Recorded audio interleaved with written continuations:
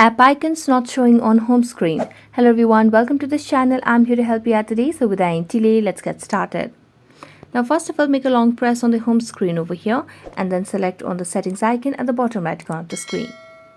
Tap on the more option over here and it will lead you to the home screen settings. Now here what you simply need to do is scroll down and here you can see the options over here.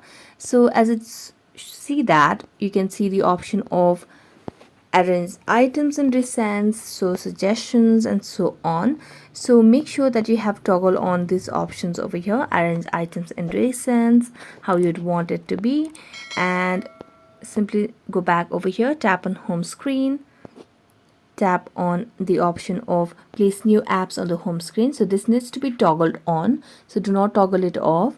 And as you do that, you can just go back and relaunch or just reboot the device as well, and that might help you fix the issue. So that's it. Thank you so much for watching this video. See you next time.